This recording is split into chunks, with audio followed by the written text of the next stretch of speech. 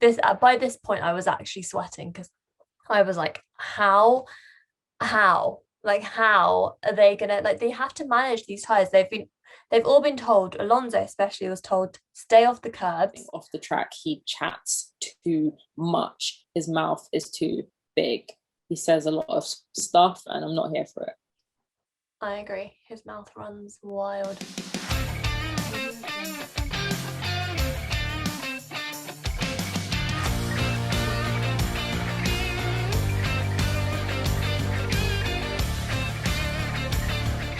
Hi everyone, welcome back to On the Chicane. You're here with me, Marium, and my co-host Paris, and we are going to be talking about everything to do with the Qatar Grand Prix, which happened this past weekend. It was Formula One's first visit to Qatar. We were racing at the Losail International Circuit, which is home to MotoGP more than anything. Formula One has never raced there before. And so it was a bit of an unexpected race. We didn't really know what was going to happen.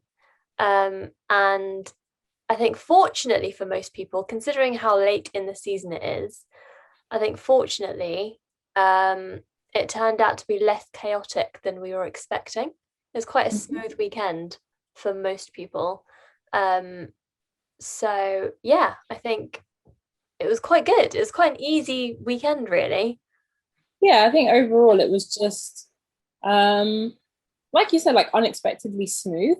Like there was a lot happening kind of on and off the track. You know, there was penalties, and there was lots of chat between the two title teams in the week leading up to the race. So you know, it could have gone either way. Really, we didn't really know what was going to happen with those penalties and things. So I think, yeah, overall, it just ended up being an interesting race, but maybe not particularly spectacular, but not dull either. So it was like a nice midway race. I'd say I'd give it like a 6.57 kind of thing. Like it was okay. I think that's a fair rating, considering that we've never raced there before. I think that, Yeah. yeah. Um, so yeah, Qatar kicked off the Desert Trilogy. So it was the last race of the triple header. So I'm imagining the teams must be exhausted from traveling Literally. from Brazil to Qatar, which I think is like a 16-hour flight or something, and then to go straight into racing. So bit of an intense weekend for the teams. Mm. But yeah, I mean, the racing itself, like Paris said, there were a few penalties, there were a few issues, but nothing too drastic. Um, so I guess to kick it off, we had FP1 on Friday, which was during the daytime. So the race happened under floodlights. So it was a nighttime race or evening race.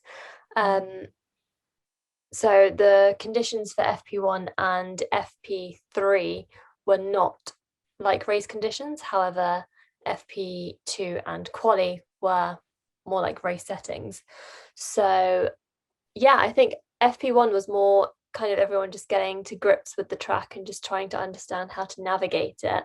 And then Yeah. FP2 was understanding more what the conditions are like and understanding again limits and where you can Mm. exceed track limits. And I think they hadn't set track limits by this point. I think Yeah. they set them for FP2. So yeah, everyone was kind of just getting to grips with the circuit, and it was the same for FP3 again, really, just understanding the track more than anything. Yeah, you saw a lot of people like I think when you first watch it, or I noticed when I first watched them going round, and I saw them kind of going off the track in a sense, going beyond the white line. I was like, oh, hold on a second, track limits, track limits. And then actually it turned out that there was actually a secondary curb on the runoff that was the actual track limits, and they were actually allowed all four wheels as long as they were on the kind of like white and red curbs, they were okay. And I thought that was quite interesting because it's really a track that they allowed them to kind of use as much of the track and just beyond as you could possibly get. Because, like I said, Losail isn't a track that's built for four-wheel racing. It's a MotoGP track. So two wheels on there. It's very narrow. So it kind of makes sense that they did that. And I'm glad that they did do that, because otherwise it would be very limiting for the drivers and they wouldn't really be able to get a proper Get feel the for the track. speeds, yeah. So yeah, that makes sense. But quali for the most part was pretty uneventful. Until the very end. Yeah, until the very end. When I say uneventful, actually, yeah, no, until the very end. Do you want to talk about what happened at the end? Actually, just one thing I think was possibly a little bit interesting is Perez going out in Q2, Perez and Stroll, Yeah, um, and Leclerc. Sorry, Perez and Leclerc, not necessarily really Stroll. I forgot about that. So yeah, that was probably the most interesting thing with Q2. But in Perez's defense, apparently he came out into a lot of traffic on that lap and wasn't able to set his fastest time. So yeah, not to defend Red Bulls because they should know better than to send their number two driver out into a lot of traffic. Not sure what happened with the Ferraris, though. Leclerc usually obviously does much better than that. yeah. So the fact that he didn't make it into Q3 was a bit sad. There was a lot of traffic for a lot of the drivers this weekend. Seb encountered Mm. a lot of traffic as well, while he was trying to do his flying lap. But yeah, Leclerc really struggled with pace. Yeah, Like they couldn't really understand why. But he was really struggling yeah. with pace this weekend, all throughout actually practice and quali. He wasn't doing very well.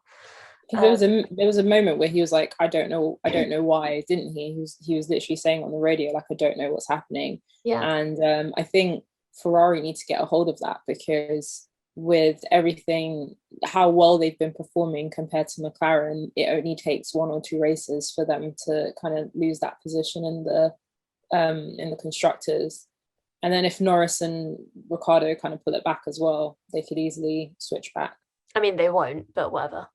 Um, so quali, yeah, pretty standard through Q1, Q2. Obviously, we lost Perez and Leclerc in Q2. Q3 was where it kind of went a bit funny. Um, Mm. so Hamilton setting purple sectors and was just doing really well. Verstappen just did not really seem to have the pace to match. He had very good pace, but wasn't able to match what the Mercedes were doing this weekend. I don't think at any point he was on this. No, I think he might have exceeded their times once or twice, but like he wasn't able to consistently keep up with the Mercedes. Mm. Um, so yeah, Hamilton set fastest lap, managed to get provisional pole. And then it was like towards the end of Q3. In fact, I think it was when the time had kind of run out and everyone was on their flying laps. When Gasly, who was doing so well, suffered a tire puncture Mm. and ended up having to kind of park his car on the side. It was on the main straight, Yeah, and that forced yellow flags, yeah. um, which then meant that most drivers had to slow down and Mm. weren't able to actually set new lap times. So a lot of the drivers ended up qualifying kind of where they'd started the session because, yeah, like they weren't able to set new lap times. Um, It's but quite lucky for Lewis Hamilton actually because I think throughout that session he was like the first car out of yeah, the first car out of the pits, and usually Mercedes tend to wait and they're usually like last or second to last to be out of the garage because one, they want like clear track, and they also usually possibly wait for Red Bull to set their time so that they could see how fast they have to compete with. But um literally like he was the first person out, and I think it was like you said, like it's such an unknown track that they didn't know how well the track was going to respond, and over qualifying sessions obviously the track gets better and responds better to the tires and everything. So I think they were very smart to send him out early because exactly what they feared could happen. There was like a yellow flag, and Pierre caused that to everybody to have to slow down. So Yeah, that was a bit mad, I think towards the end, but I don't think anybody would have set a faster lap than Lewis because Verstappen, who then qualified second, he didn't really slow down for his on his lap. He was on a fine lap and he didn't, even though it got excluded because he didn't slow down for the yellow flags. The Still actual wasn't. time set, he still Yeah. wouldn't have beat Hamilton Hamilton. was the only one who was up in the 120s, I think, and Yeah, Max was still at well, like 121 or something. So yeah, yeah. The it was. pace like of the Mercedes this weekend was still just really amazing. Well, I think they found something in their setup though, because he wasn't using the engine from Brazil. He was using one of the older engines from his pool, and they still had amazing pace. So I reckon they've just kind of found that really sweet spot in their setup, or maybe these tracks, the last couple of tracks have been kind of favoring them. yeah, as you said, um, Verstappen and Bottas didn't Yeah. slow enough for the yellow flags. So then after the session, you get the notification that Verstappen and Bottas are both being called to the stewards for not slowing enough, and the decision wasn't going to be made until race day. So we weren't kind of hanging around waiting for a decision to be made on that. And apparently Carlos also was under investigation, but he wasn't actually given any penalty. So yeah, race day Sunday, the decision was made, and both Max and Bottas were given grid penalties. So Max was given a 5 place grid penalty, and Bottas was given a 3 place grid penalty. Yeah, that's right. So, So Bottas was only given a three-place grid penalty because when he was shown single yellow flags, so you can have double yellow flags and single yellow flags. He was shown single yellow flag and didn't slow down enough, whereas Max was shown a double yellow flag and he didn't slow down enough. So that's why there was the difference in the penalties. Do you feel like it was a bit of karma for Max though from Interlagos for not getting a penalty for pushing Hamilton wide? I feel like that was like delayed karma. in a way, but also like I was thinking this, but it wasn't enough. Like a 5 place grid penalty, what's that really going to do when you're a Red Bull and your pace has been like on point the entire year? Nah, Yeah. it wasn't enough. So like I do get why people were saying that and why they were thinking that, but like for me, I was like I could do with a bit more of a punishment for him, to be honest. But webs. But either way, he definitely had that kind of moment where, well, I think he gave everybody that moment of a little bit of hope where he was going to be maybe towards the back of the pack a little bit, like maybe getting caught up in some of that midfield drama in the opening laps. But actually, he didn't. Um, so in the opening lap of the race, lights go out. Hamilton gets away really, really well. Bottas actually dropped back. So Bottas started sixth, Verstappen started seventh, and Bottas dropped back to 11th.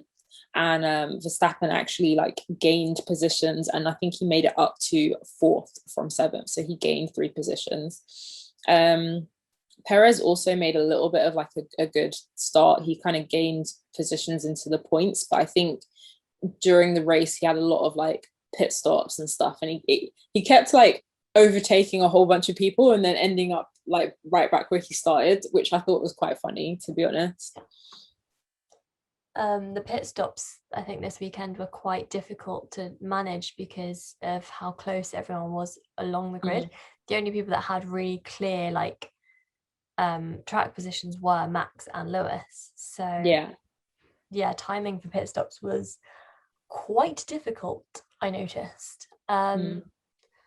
But yeah, so that was kind of the opening stint. I mean, so Seb started 10th, literally within the first, like before they even got to turn one, was down to 17th because Oh shit, what happened? he ran wide. He had a bit of an issue with, I don't know if it was another driver, Bottas, don't know. Um, but yeah, he ended up dropping down to 17th. So Seb's drive on Sunday was more of a recovery drive than anything. So he was just trying to claw his way back into the points, and he had like McLaren ahead of him. He had AlphaTauri, Alpine. They were his main competitors trying to get back into the points. So, I mean, he finished 10th, so not bad considering. I think one of the good things about this race was that there was a lot of overtaking. Like Yeah, I was surprised at how much overtaking there was, because it's like if you look at the track in plan, like it literally looks like that Ditto Pokemon. I saw someone put it up and I was yeah, like, yes, that's exactly what it looks like. Like it's really wriggly. Like there's a lot of kind of braking zones, but they're kind of wide angled braking zones. So you would imagine that they kind of sail around these corners, and maybe like you can't get somebody else going around the outside or the inside. So you're thinking that there's not really many places for overtaking. But there seemed to be like one or two corners in particular and along the straight where they were really able to kind of like drag race it down and get out of each other's dirty air behind each other, and enough so that they could actually overtake. Because I mean, Perez was doing a lot of overtaking. You're saying Seb did a lot of overtaking. Verstappen himself actually did quite a few. I think, yeah, generally there was a lot kind of happening with the positions of the track, and it made it interesting because that, coupled with the fact that it was kind of agreed to be a two-stopper race, meant that it was kind of difficult to predict beyond, Hamilton and Verstappen what was going to happen for the rest of the grid. that being said, actually, about the two stopper, Mm. um, most people didn't. Most people went for a one stop strategy, which made it Yeah, they so tried to. yeah. I I mean, think, yeah, I think that was really interesting because Pirelli advised against a one stop, mm, and were like, it's going to be hard. You should like opt for a two stop strategy. So they did. Hamilton had a two stop. Max did two stops. Perez, I think, also did two stops. So the Red Bulls and the Mercedes followed yeah. Pirelli's advice, and then everyone else down the grid was like, we're going to do our own thing. Mm-hmm. Um, and yeah, I mean, for some people, the gamble paid off, i.e., Aston Martin. Um, Lance actually ended up finishing the race sixth, starting from 12th, finished sixth. So he climbed 6 places, managed to bring home 8 points. Um, and yeah, a lot of other people, like everyone, Ferrari, I think, also did one stops. Alpine, I think, also did one stop. So most teams did a lot of one stop strategies. And yeah, it wasn't until the end where we realized actually this is quite a bad decision. And I was sweating by the end of it because I was like, how is this actually going to play out for the Yeah. midfield? Um, I yeah, think because so just taking it back to the Mercedes and the Red Bulls, obviously you had Hamilton and Verstappen up front. By now, like Verstappen's made it into second position, and it's kind of more about, can he undercut Lewis? Probably not.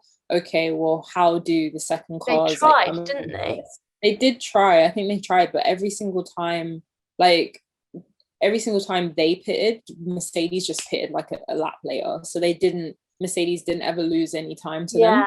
Mercedes, I think, Um, were actually their strategy this time. I think they were really good at reacting to whatever Red Bull yeah, did. Red Bull, you could tell Red Bull were trying to catch them out, but yeah, Mercedes were just like so sharp and quick and reacting to whatever Red Bull were doing. And Hamilton did complain his first pit stop. He was like, "You brought me in way too early," but it ended up working out for him. So yeah. yeah, I'm I think glad. that was one of those moments where it was like, just trust that they know they can see everything that's happening right now. Because I know like Hamilton's mentality is that the longer runs are the better runs. And then what Mercedes tried to do with Bottas was then run him for longer, on the medium tire, I want to say, um, and then run him on the hards. So he was like trying to go for a much longer stint, and he ended up with a puncture because he only did the one stopper. I think Valtteri's not had a very good year, as we've said. Like Uh, he does well for a few laps, a few races, and then he'll have some really really bad luck. And I think yesterday was another example of really really yeah. bad luck. So he, yeah, like you say, he was trying to go for the long run. and I think it was like lap 30. I want to say it was lap 32 or 33 Yeah, I think it was that 33. he ended up having his puncture. And there's 57 laps in this race, and then everyone who's on the one stop is like, oh shit. Bearing in mind that it happened to Gasly in quali the day before, so everyone's kind of like, oh crap, how are we going to play this out? And then everyone kind of manages to keep going, and then you get to like lap 50. I think it was like lap 51, and then the same thing happens to both the Williams boys. Like I think within the same lap, like they both have a tire puncture, and then there's like 7 laps left to go, and you're like, how is it like this? By this point I was actually sweating because I was like, how are they gonna, like, they have to manage these tires. They've all been told, Alonso especially was told, stay off the curbs. You need to try and like stay on the track, manage your tires, which not everyone's that good at, and try and like finish. Like it could have been a disaster if anyone had pushed a little bit too hard. Like, can you imagine collisions, going off into the gravel, which wasn't even gravel? I think it was Brundle who was like, it's more like pebbles, and it was more like pebbles. So anyone who was coming back onto the track was bringing all this like all these pebbles back onto the track, so it wasn't very good. um yeah, it was just, there was a lot of potential for actual chaos, but luckily it turned out all right. And then, yeah, I mean, the race finished in a very unexpected way. I mean, Perez and Bottas did absolutely rubbishly. Like, they were so bad as number two drivers this weekend. Both of them were just not in contention for any high position or any podiums. Um, Do you think they were both bad, or do you think that they were both dealt very difficult hands? Because I mean, like well, Perez, Bottas, like I said, he had to fight through the pack, and I feel like every time he got to like the front, he'd end up having to pit or something, and he ended up literally like right back where he started. yeah, He so actually did quite a lot of overtakes. that's Red Bull, I feel like, not really thinking about his strategy that well. And then Bottas never seems to have a good start. Like, he very rarely starts a race well.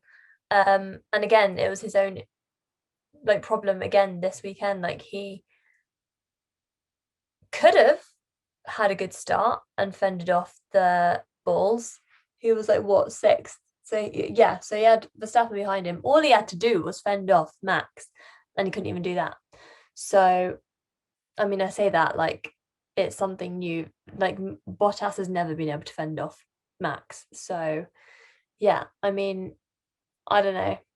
2 races left, right? So let's just see how they do this for the next 2 races. But yeah, I mean, it was lucky that Lewis managed to get away as far ahead as he did, so he had enough of a gap that he didn't have to worry about things like the undercut or like, pitting and whatever, or anyone charging at him from behind. So I think all in all, it was quite lucky for Lewis. Yeah, I think Yeah, when you can't rely on the second driver, like um so as I said, I do feel like Valtteri genuinely just had like some really bad luck, obviously with the tire puncture. But at the same time, there was a moment quite early in the race before he even got the tire puncture and stuff, where he was kind of just coasting around. I want to say like ninth or something. Like he was behind like a bunch of midfield people, and then Toto came on the um he actually like came on the radio and was like, yeah. "Get them, Valtteri!" Like, I mean, the fact that you have to have Toto come on the radio to be like, can you do your job properly? I mean, it's a bit much. I think the surprising driver of the day, and we'll probably speak about him a little bit more. Actually, no, let's speak about him now. The surprising driver of the day was obviously Alonso, who managed to get onto the podium for the first time since what, 2015? I think it was. Since he was with Ferrari. 2014. Yeah, since he was a Ferrari in 2014. That is mad. So yeah, he managed to get a podium. I mean, to be honest, everyone was raving about it. I'm actually genuinely not that bothered. We all know that I don't really want Alonso here. Um, However, I'm happy because Ocon managed to get P5, so it was a good weekend for Alpine as a team. P3 and P5. But yeah, I ain't really fussed about Alonso Soz. Yeah, I mean, you can't take away from Alpine. I think once again, similar to Hungary, they've been lucky to be in the positions that they were in this weekend. Um, you know, it was a fortuitous event rather than one that was completely earned. Because I think it had Perez made it up into Q3, which I think by rights he should have on the pace that he was on. He would have definitely had P3.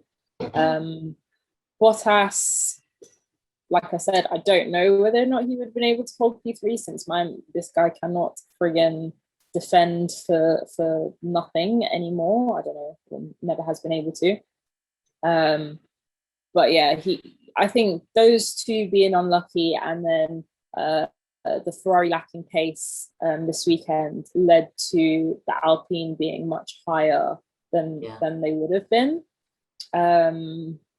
So yeah, you can't take away from them, but also it's not making me rate them any higher than what I had them rating them before, because I don't think it was particularly down to either of their driving.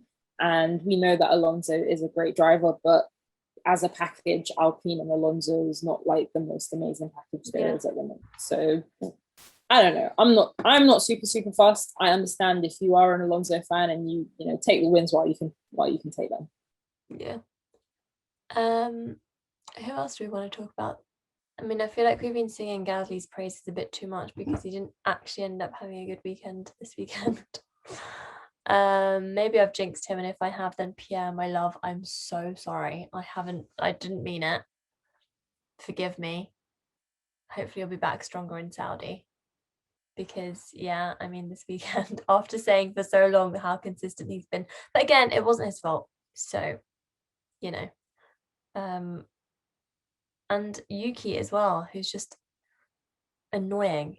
He's like the way that I the way that I would describe Yuki is like he's like your little brother that like you don't want him to play in your games. Like he's like you're playing with like your friends and you're all older and your little brother's there like, can I please join in? And you're like, no, I don't want you here, get out of my way. But then he tries to join in. I kind of get those kind of vibes from Yuki. I'm like, you're here with the big boys. You're a bit jarring. Go. Shoot. I just think that he hasn't lived up to what we all expected of him at the beginning of the year. And I think that's just probably down to confidence more than anything, because I think the last few races he's just kind of kept himself clean and like kept himself out of the way. Um, and I'm not writing him off until he's finishing in 20th place next to the Hasses. I'm not writing him off just yet.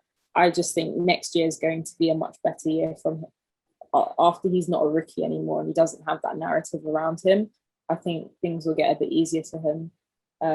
It just seems to be a common thing with like members of the Red Bull AlphaTauri Toro Rosso like whole lot. When you think of Gasly, Kvyat, Albon, like they've all struggled in their own ways at various points in their careers as a part of those teams. And I just think this is Yuki's time to kind of go through it. But definitely he's obviously not performing as well as we all thought that he would do. So I think next year we'll hopefully see much better from him. Okay. Gasly, on the other hand, it's a shame that he obviously didn't do as well, because we know that had he not had the puncture yesterday, he probably would have qualified really well. And as I said, I think the Alpines benefited from a few people out of position on the grid. Yeah. The Ferraris, let's talk about them. Yeah. I think we already kind of touched on it. Leclerc had some issues and didn't really know what was wrong with it. I think as a driver on the quick stop, when I was on the quick stop pod the other day, I mentioned the fact that Leclerc's a bit oblivious sometimes. Like he's a bit of a himbo. Okay.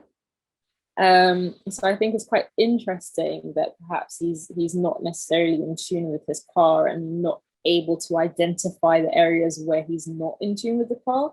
Because I think as the team needs as much feedback as you can possibly give them, and if you're just sitting there going, I don't know, it's not very helpful.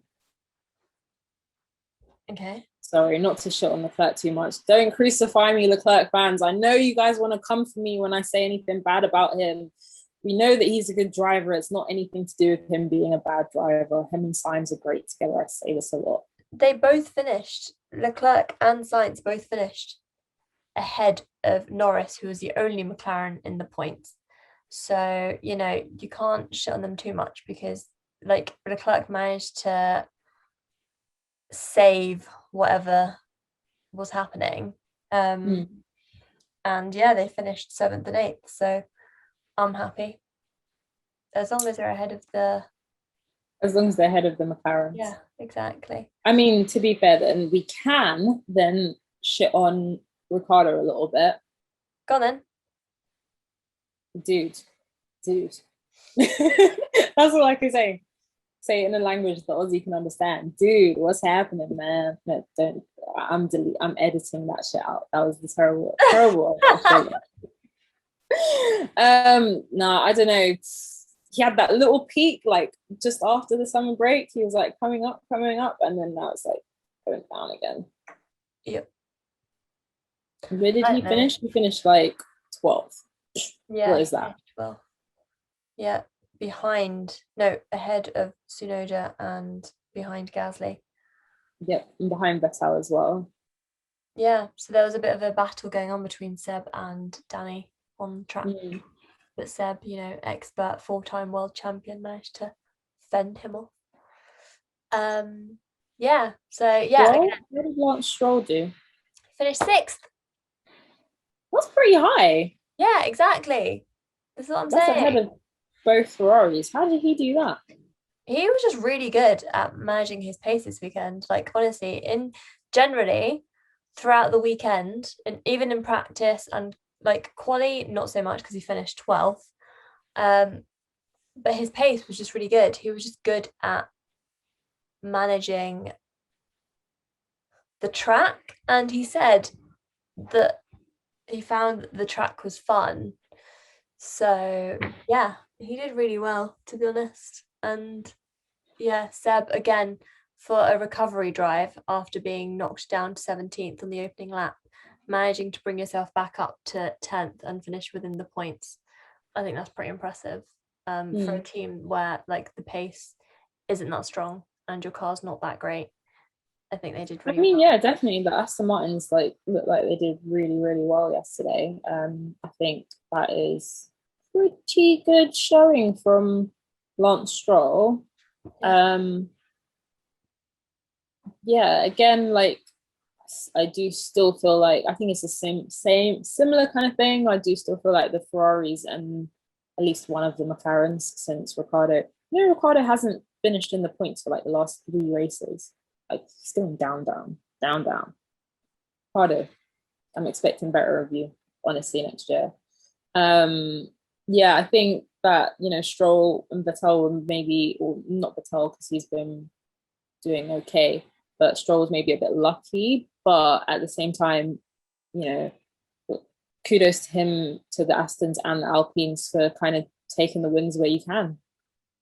Yeah, exactly. That's the thing. Like this late into the season, you're not thinking about this season anymore. You're thinking about next season. So yeah, you to bring home any kind of points or whatever is pretty impressive. And then I guess the last few teams that you've got are Alfa Romeo, Williams, and Haas. And to be honest, there's not really much to say. All 3 of them had pretty standard weekends. Mazepin barely did any running in like any of the practice sessions because he had an issue with his car and they had to change a lot of his car. So yeah, I mean, it was pretty standard from them. Nothing. Yeah, I think the only thing of any interest was like that little battle between Latifi and Raikkonen at one point, but even then, like Yeah. Yeah, they're battling for like 15th or whatever position. Yeah. Not that exciting. I don't know, just So next year with Bottas going into the Alpha instead of Raikkonen, I feel like maybe we might see something a little bit different from the Alpha, but then also judging by from the fact that he needs to be told by his team principal that he needs to overtake cars that are in front of him, who knows? But he'll definitely be the number one driver at Alfa Romeo with Guanyu Zhou next to him. So, you know, it's going to be interesting from that respect. And then obviously Latifi will just be at the back where he is now, probably. Nothing exciting. Let's quickly move on to your driver of the day. My driver of the day. My driver of the day. So I'm going to say Stroll. I'm going to say Lance Still Stroll. mine. Sorry. I'm still going with Stroll. Yeah, like I probably should say Ocon or Alpine. I probably should say Alonso, but I'm not going to because I just don't care enough. So I'm going to say Stroll. Yeah, Stroll's mine as well. It's pretty impressive to finish sixth, to be honest. Yeah. Yeah. I think comparatively, like Ocon's pretty strong. Do you know what I mean? Like he generally kind of finishes in the points and stuff. Whereas I think Stroll struggled a lot this year. So I'm gonna give it to Stroll over Ocon, and I'm just refusing to give it to Alonso because I think off the track he chats too much. His mouth is too big. He says a lot of stuff, and I'm not here for it. I agree. His mouth runs wild. Yeah. All right, who's your loser of the day? Loser of the day for me is going to have to be anybody who tried to stretch it to a one stopper, not listening to Pirelli saying that it was a two stopper and ended up with a blown up tire. I think that was just a dumb thing to do on an unknown track. I mean, you say that, but Stroll did the same thing. He only did one stop. So Yeah, but he didn't end up with a blown up tire. no, I know, but like he didn't listen to Pirelli is what I'm saying. So But the ones who didn't listen to Pirelli then pushed it too hard and end up with a blown out tire. all right, fine. Like it ruined Bottas's race and then it ruined the races for Latifi.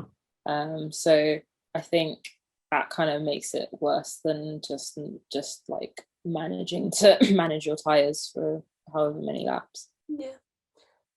All right, my loser of the day is I'm gonna say Ricardo, just because boy, what are you doing? That's it. He needs some help, man. He needs some help. Yeah, he does. Okay, so Cool. Next race. So in 2 weeks, we actually have a little break. The teams get a little bit of a breather, and they're not moving too far actually. So they're going from Qatar, Lusail in Qatar to Jeddah in Saudi Arabia. So what are you expecting from this new track? Like it's a brand new track. We haven't been there. The last thing I saw of the track a few months ago was that it wasn't even ready. Seen some reports recently that it has moved on significantly, but I think Michael Massey has admitted that everything might not be perfectly ready for the race in a couple of weeks, but at the very least we should get a race. yeah. So yeah, what do you think? What are you looking forward to? What are you thinking? Is there anything that is like really kind of catching your mind about the track that's coming up? Yeah, so there's quite a few interesting things about the Jeddah Corniche circuit. So it comparative to Zandvoort, it's a stone's throw away from the sea. I think turn 22 is the corner that literally is like on the sea front, like it's literally on the shoreline. So wait, can we see like F1 cars shooting off too far and ending up in the Red Sea? Can you imagine? That'd Yeah, be literally. mad. It's also the track with the most corners. I think it's got 27 corners in total. Wow. It's the fastest street circuit, and yeah, after Spa, it's the longest circuit on the calendar. So I think expectations are going to be quite high. I don't know if you've seen what the track looks like, but where I just said there's 27 corners, they're not tight corners or anything. It's very, Windy. yeah, it's very fast and sweeping. So Mm. drivers, instead of going like tight around corners, are going to literally just be sweeping and just brushing through them essentially. So I think it is going to be very fast, and it's going to make for very competitive racing. But that being said, it's very narrow. It's a very narrow Mm-hmm. circuit. So while there could potentially be opportunities for overtaking, I don't know how many opportunities, because yeah, it's very narrow, but there is the potential for 3 DRS zones. So that could also That's provide quite more a lot. opportunities. Yeah, exactly. Mm. So I think it's going to be very intriguing to see how they tackle this track, more so than Definitely. Qatar. Yeah. Interesting. I didn't know what to expect from Qatar, so I just been kind of waiting to see, and I was, happily surprised. Like I said, they would manage to do a lot of overtaking. There was a lot of racing, and there was a lot of strategy in yesterday's race. So I'm hoping that Jeddah also kind of lives up to that expectations. Yeah. I think with the title fight being where it is, so for those of you who don't know, Lewis and Max are 8 points apart at the moment, which means that if Lewis wins the next race and gets 1 point for fastest lap, they will go into the final race in Abu Dhabi equal, like on equal points, and literally it will come down to the last race. But there is the opportunity that Max could win at this race, at this next race. And that would only happen if he gets first place and Lewis gets sixth place or seventh place and lower. So if he gets first place and fastest lap, Lewis has to get sixth place or lower. And if he gets first place, then he has to get seventh place or lower. I can't see that happening. So even Don't if, jinx it. sorry, touching all kinds of wood. But Lewis is going, looking at it realistically, Lewis is going into the race. We know that they're probably going to take one of the newer engine units that they've got into this race, and we've seen how much of a powerful beast it is. The car seems to be looking so much more balanced and so much tighter and in such a better position comparative to where it was earlier in the year for Mercedes. So I think at the moment, I would say that they're neck and neck, and I think that's an accurate description. I think it's either of their championship to lose. I don't think Max is ahead of Lewis, and I don't think Lewis is ahead of Max. So I am really looking forward to it, and I think even if say, God forbid, Max wins and Lewis comes second, God forbid, all that would happen is then the title fight would just still go down to the last race. And yeah. Yeah.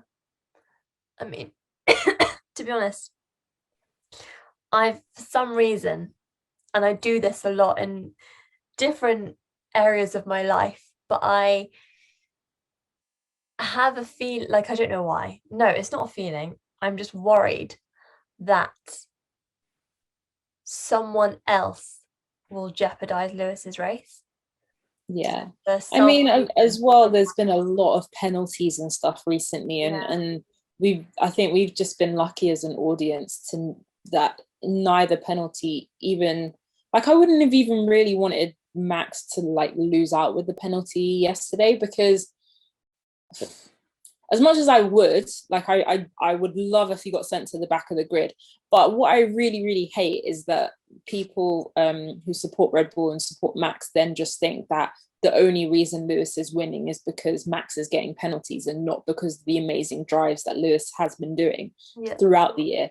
Even before he had this great PU, like, there's so many races earlier in the year where he was like battling back to the front and stuff. So I think for me, I just want them both to have a smooth race so that we can genuinely see the deciding of the championship based on their drives.